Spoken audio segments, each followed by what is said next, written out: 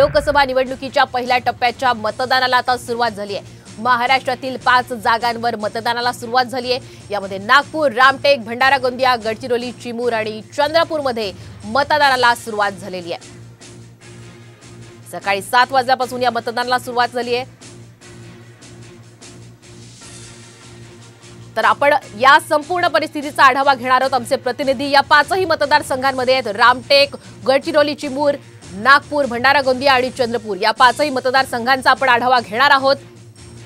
मतदानाचे सर्व अपडेट्स आपण साम टीव्हीवर पाहणार आहोत। आमचे प्रतिनिधी यानंतर पहिल्यांदा थेट जाऊयात नागपूरमध्ये आमचे प्रतिनिधी पराग ढोबळे यांच्याकडे। पराग, आपण पाहतोय सकाळी 7 वाजल्यापासूनच मतदानाला सुरुवात झालेली। अनेक दिग्गज सुद्धा आपला मतदानाचा हक्क बजावण्यासाठी आलेले आहेत। कशी सध्या पद्धतीने परिस्थिती आहे? नागपुरातील मतदान केंद्रावर जे आहे सकाळपासूनच आपल्याला गर्दी पाहायला मिळत आहे। पहिल्या 5 जिल्ह्यांमध्ये मतदान होत असताना नागपुरातील आपण सुभाषनगर येथील मतदान केंद्रावर कशा पद्धतीने गर्दी आपल्याला पाहायला मिळते आहे। मोठ्या संख्येने जे आहे मतदार जे आहे ते मतदान करण्यासाठी इथे पाहायला मिळते आहे। गर्दी सध्या झालेली आहे आणि आपला मतदानाचा हक्क जो आहे तो बजावण्यासाठी खरं तर ही गर्दी आहे। त्यामध्ये वयोवृद्ध असो की युवा असो सगळेच यामध्ये जे आहे सहभागी झालेले आहे आणि उत्साह जो आहे तो नागपुरात पाहायला मिळतो। प्रचंड उत्साह जो आहे तो मतदारांमध्ये पाहायला मिळतो।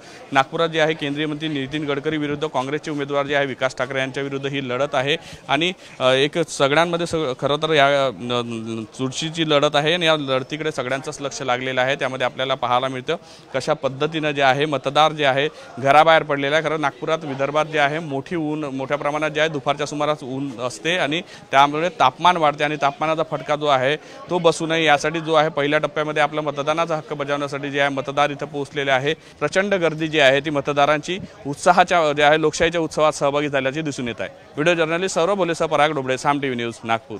तर नागपूरमध्ये आपण पाहतोय मोठ्या प्रमाणामध्ये आता सगळेच नागरिक आपला मतदानाचा हक्क बजावण्यासाठी बाहेर पडलेले आहेत। अनेक तरुण मतदार सुद्धा आहेत, वयोवृद्ध सुद्धा आहेत। सगळ्यांमध्येच मोठा उत्साह सुद्धा पाहायला मिळतोय।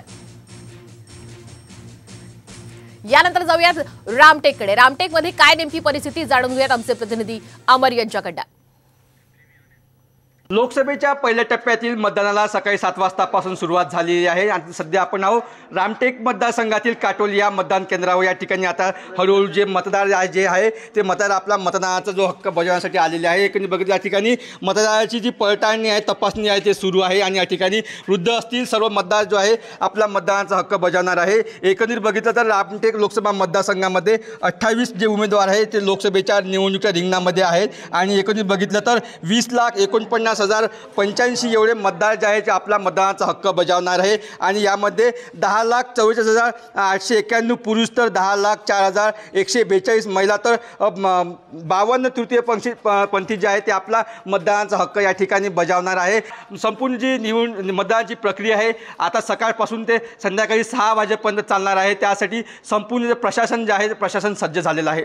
अमर घटाळे, साम टीव्ही, अमरावती।